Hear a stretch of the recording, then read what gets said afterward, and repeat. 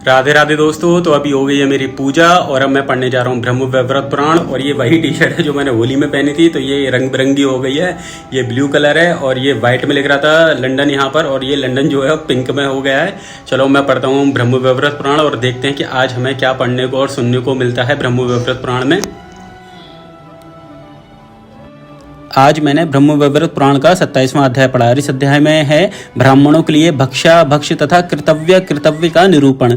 इस अध्याय में ब्राह्मणों को क्या कर्तव्य करना चाहिए, क्या भक्षा भक्ष करना चाहिए, वह सारी चीज़ें अच्छी तरीके से लिखी गई हैं कि उन्हें क्या चीज़ें अपनानी चाहिए और क्या किन चीज़ों से दूर रहना चाहिए। ये सिर्फ ब्राह्मणों के लिए है।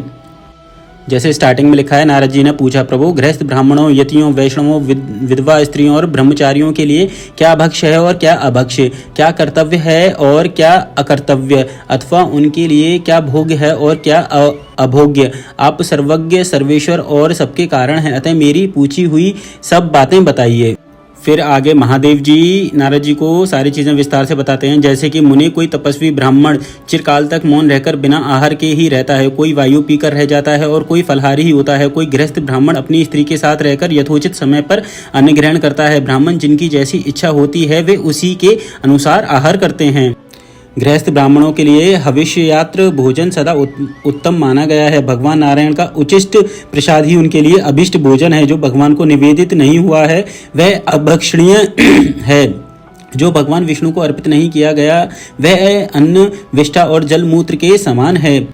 आगे महादेव जी बताते हैं, जन्माष्टमी के दिन, रामनवमी के दिन तथा शिवरात्रि के दिन जो अन्न खाता है वह भी दूने पात का भागी होता है। जो सर्वदा उपवास करने में समर्थ ना हो वह फल, मूल और जल ग्रहण करे, अन्यथा उपवास के कारण शरीर नष्ट हो जाने पर मनुष्य आत्महत्या के पाप का भागी होता है। नारद गृहस्थ, शौव, शाक्त, विशेषत्व, वैष्णव, यति तथा ब्रह्मचारियों के लिए यह बात बताई गई है। जो वैष्णव पुरुष नित्य भगवान श्री कृष्ण के नैवेद्य प्रसाद का भोजन करता है वह जीवन मुक्त हो प्रतिदिन 100 उपवास व्रतों का फल पाता है। फिर आगे है, नारद समस्त ब्राह्मणों के लिए जो अभक्ष है उसका वर्णन सुनो। तांबे के पात्र में दूध पीना, झूठे बर्तन या अन्न में घी लेकर खाना तथा नमक के साथ दूध पीना तत्काल गोमांस भक्षण के समान माना गया है। रात में दही खाना, दिन में दोनों संध्याओं के समय सोना तथा रजस्वला स्त्री के साथ समागम करना ये नरक की प्राप्ति के कारण है। रजस्वला तथा उल्टा का अन्न नहीं खाना चाहिए।